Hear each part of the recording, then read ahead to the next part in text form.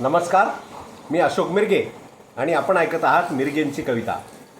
आज एक माझ्या काव्यातून मी एक ताजी आणि नवीन आणि तेवढीच महत्त्वाची खबर देणार आहे। उद्या सरकार कोसळणार आहे। होय, उद्या महायुतीचं सरकार कोसळणार आहे आणि बहुतेक दिल्लीत सुद्धा तीच अवस्था होणार आहे।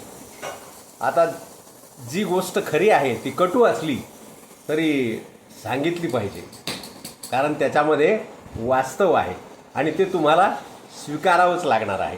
आणि म्हणून त्यावर मी ही कविता केलेली आहे की आत्तापर्यंत आपण अंधभक्तालाच जास्त अंधभक्त म्हणत गेलो, त्यांचंच ऐकत गेलो।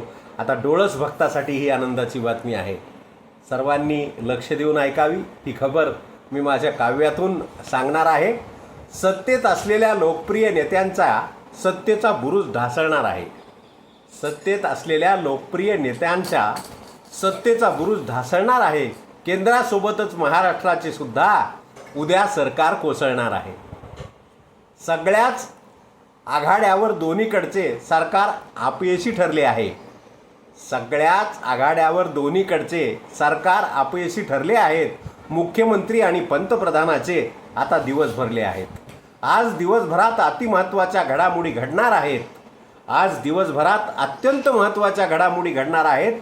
सक्षम असलेले सगळे विरोधी पक्ष आमदार खासदार फोडणार आहेत। डोळस भक्तासाठी ही अतिशय आनंदाची बातमी आहे।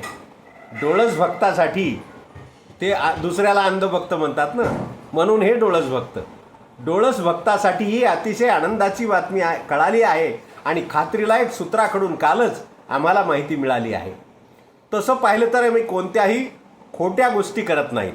तसं पाहिलं तर आम्ही कोणत्याही खोट्या गोष्टी करत नाहीत, म्हणूनच सध्या या बातमीची आम्ही पुष्टी करत नाहीत। एखाद्या वेळी खात्रीलायक सूत्रांची ही नुसती हूल असू शकते।